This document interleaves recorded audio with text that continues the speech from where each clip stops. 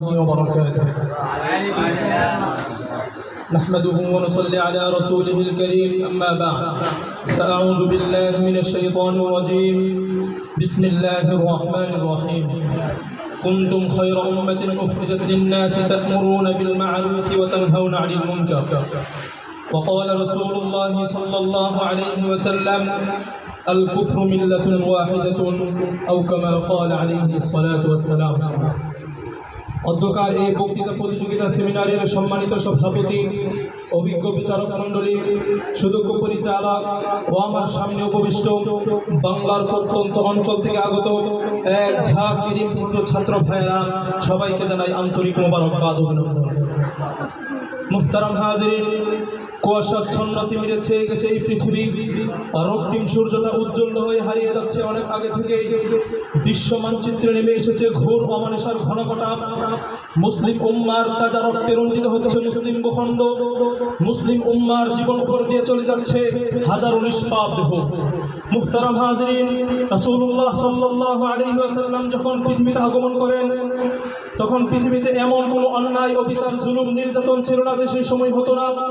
রাসূল সাল্লাল্লাহু আলাইহি ওয়াসাল্লাম কোরআনের আদেশের মাধ্যমে, রাসূল সাল্লাল্লাহু আলাইহি ওয়াসাল্লাম দাওয়াতের মাধ্যমে এক বিশিষ্ট সমাজ, এক আদর্শময় সমাজ আমাদেরকে উপহার দিয়ে গিয়েছেন। কিরকম সমাজ উপহার দিয়েছেন? রাসূলুল্লাহ সাল্লাল্লাহু আলাইহি ওয়াসাল্লাম যখন মক্কা বিজয় করেছেন, মক্কা বিজয়ের পর এক কুরাইশি মহিলা চুরি করে সমস্ত মানুষ পেরেশান হয়ে গেল। যদি কুরআন সুন্নাহ অনুযায়ী তাকে বিচার করা হয় তাহলে তার হাত কাটা যাবে। এই কারণে সমস্ত মানুষ তাকে সান্ত্বনা দিচ্ছিল, ভয়ের কোনো কারণ নেই, কারণ মুহাম্মদ সাল্লাল্লাহু আলাইহি ওয়াসাল্লাম কুরাইশের লোক, সুতরাং তোমার ভয়ের কারণ নেই, সে তোমাকে ক্ষমা করে দিবে। যখন সমস্ত মানুষ আল্লাহর রাসূলের নিকট এই ব্যাপারে দরখাস্ত করলো যে সে একজন কুরাইশি মহিলা, তাকে ক্ষমা করে দেওয়া হোক, আল্লাহর রাসূল সাল্লাল্লাহু আলাইহি ওয়াসাল্লাম দ্ব্যর্থহীন ভাষায়, দ্ব্যর্থহীন কণ্ঠে ঘোষণা করে দিলেন, আজকে সেই মহিলার স্থানে যদি আমার কলিজার টুকরা, আমার নয়নের মণি ফাতেমা হতো, তাহলে তার বিচার আমি কোরআনের অনুযায়ী করে দিতাম, অর্থাৎ তার হাত কেটে দিতাম। মুহতারাম হাজিরিন, এই আদর্শময় সমাজ আমাদেরকে উপহার দিয়ে গিয়েছেন। অত্যন্ত আফসোসের সাথে বলতে হয়, সেই সময় ছিল জাহিলি যুগের ছিল, জাহিলিয়াত করেছে তারা মূর্খতার নামে। আজকে বর্তমান সমাজে জাহিলিয়াত করছে তারা শিক্ষিততার নামে, জাহিলিয়াতি করছে তারা মডার্ন যুগের নামে। মুহতারাম হাজিরিন, শুধু এখানেই শেষ নয়, আজকে সমাজের মধ্যে সেঞ্চুরি করা হয় অগ্রগতির নামে।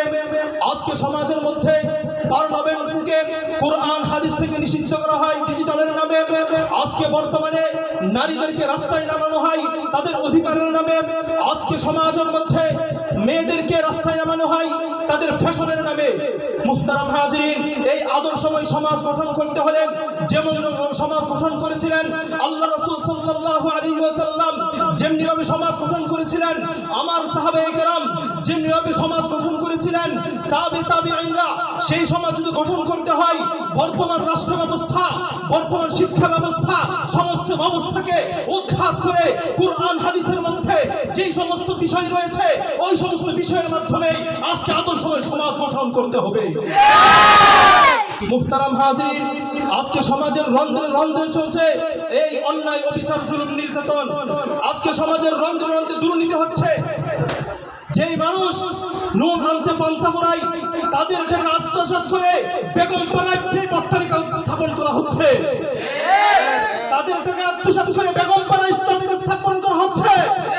মুহতারাম হাজিরিন, হাজার হাজার টাকা আত্মসাৎ করে তারা বিদেশে পাচার করে দিচ্ছে, এই দেশ থেকে তারা দেউলিয়া করে দিচ্ছে। মুহতারাম হাজিরিন, আমাদের প্রিয় মাতৃভূমি বাংলাদেশ, সেই দেশের মধ্যে এমন কোনো অন্যায় নাই, এমন কোনো অবিচার নাই যে তারা করছে না। সরকারি আমলা থেকে শুরু করে এমপি, মন্ত্রী, সমস্ত মানুষ আজকে দুর্নীতি তারা করে যাচ্ছে। একটি কথাই শেখ হাসিনাকে বলে দিতে চাই, স্পষ্ট ভাষায় বলে দিচ্ছি, কান খুলে শুনে রাখুন, এই দেশটা আপনার বাবার দেশ নয়, এই দেশটা আপনার বাবার দেশ নয়। এই দেশের জন্য যদি কেউ রক্ত দিয়ে থাকে, আমার দাদা রক্ত দিয়েছে। এই দেশের জন্য কেউ রক্ত দিয়ে থাকে, আমার পূর্বপুরুষের রক্ত দিয়েছে। 1952 সালে যদি রক্ত দিয়ে থাকে, আমার পূর্বপুরুষের রক্ত দিয়েছে। 1952 সালে 1954 সালে যুক্তফ্রন্ট গঠন করেছে আমার পূর্বপুরুষ বাংলা আথারি রহমতুল্লাহি আলাইহি। যেই দেশ আমার দাদাদের আমার পূর্বপুরুষের রক্তের উপর দিয়ে এই দেশ স্বাধীন হয়েছে, এই দেশের মধ্যে আমরা ভাড়া নিয়ে থাকতে পারবো না। এই দেশের মধ্যে যদি কোনো নাস্তিক, এই দেশের মধ্যে কোনো চোর, কোনো বাটপার যদি একটা টাকার দিকে চোখ ফেলে, সেই চোখটা আমরা উপড়ে ফেলবো। মুহতারাম হাজিরিন, একটি ভাষায় একটি কথাই বলে দিতে চাই, যেমনি ভাবে ফেরাউন তার দল ছেলেপেলাকে বলেছিল যে মুসাকে হত্যা করতে হবে, তারা বলেছিল কিভাবে হত্যা করব, সে তো দুনিয়াতে আসেই নাই, কিভাবে চিনব কারো ঘরে আসবে। সে বলল কোনো সমস্যা নাই, এই বছর যত ছেলে সন্তান জন্মগ্রহণ করবে সকলকে হত্যা করতে হবে। এই বছর যত ছেলে সন্তান জন্মগ্রহণ করবে সকলকে হত্যা করতে হবে। সে বলল ওয়াকালা ফিরআউনু যারুনি আকতুল মুসা ওয়াল ইয়াদু রাব্বা, সে বলল আমি মুসাকে হত্যা করব, দেখি তার প্রভু তার রব আমার হাত থেকে কিভাবে বাঁচাতে পারে। কি অপরাধ ছিল? সে বলল ওয়াকালা ফিরআউনু যারুনি আকতুল মুসা ওয়াল ইয়াদু রাব্বা ইন্নী আখাফু আন ইউবাদদিলা দীনাকুম আও আন ইযহিরা ফিল আরদিল ফাসাদ। সে আশঙ্কা করছে তার দ্বীন নাকি পরিবর্তন করে দিবে, তোমাদের ঐতিহ্য পাল্টে দিবে, তোমাদের সংস্কৃতি পরিবর্তন করে দিবে। আজকে বর্তমান সময়ের মধ্যেও সেই নব্য ফেরাউনের ছেলেপেলারা এই সংসদের মধ্যে বসে আজকে আমার ভাইদের উপর গুলি চালানো হচ্ছে। আজকে আমার সামনে আমার ভাইয়ের উপর গুলি চালিয়ে তার বুককে ঝাঁঝরা করে দেওয়া হচ্ছে। আমার সামনে আমার বোনের ইজ্জত লুণ্ঠন করছে। আমার সামনে আমার বাবার গায়ে হাত তুলছে।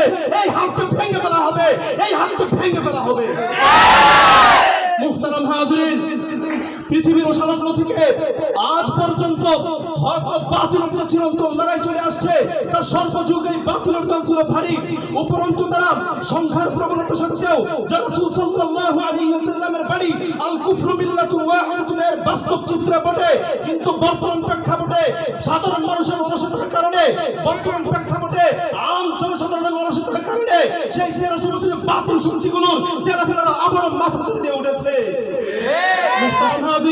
এখন যদি চক্রান্ত থেকে আমরা বুঝতে না পারি, এখন যদি চক্রান্ত থেকে উপলব্ধি করতে না পারি, তাহলে জেনে রাখুন এই জাতির উপর দিয়ে এমন কালো আধার নেমে আসবে, এমন কালো আধার নেমে আসবে যার পর আর কোনোদিন বিজয়ের সূর্য উদিত হওয়া সম্ভব হবে না, পরে কোনোদিন বিজয়ের সূর্য উদিত হওয়া সম্ভব হবে না। মুহতারাম হাজিরিন, এখন একটি কথাই বলে দিতে চাই, আমরা তো সেই জাতি, আমাদের পূর্বপুরুষের রক্ত রয়েছে উমরের রক্ত, আমাদের রক্তের মধ্যে আমাদের গায়ে রক্ত রয়েছে খালিদ বিন ওয়ালিদের রক্ত, আমাদের রক্তের মধ্যে রয়েছে হযরত ওমর ফারুক রাদিয়াল্লাহু আনহুর রক্ত, আম্মার বিন ইয়াসিরের রক্ত, খালিদ বিন ওয়ালিদের রক্ত। এই কারণেই সমস্ত বাতিল শক্তিগুলোর উপরে ফেলে দিয়ে এই জাতিকে আবার আদর্শময় সমাজ গঠন করে দিতে হবে। তাহলে আজকে সার্থক হবে এই সেমিনার, সার্থক হবে আমার বক্তৃতা, সার্থক হবে আপনাদের সেই সময় নষ্ট করে যেখানে বসে আছেন সেই সময়। ওয়া আখিরু দাওয়ানা আলহামদুলিল্লাহি রাব্বিল আলামিন। আসসালামু আলাইকুম ওয়া রাহমাতুল্লাহি ওয়া বারাকাতুহু।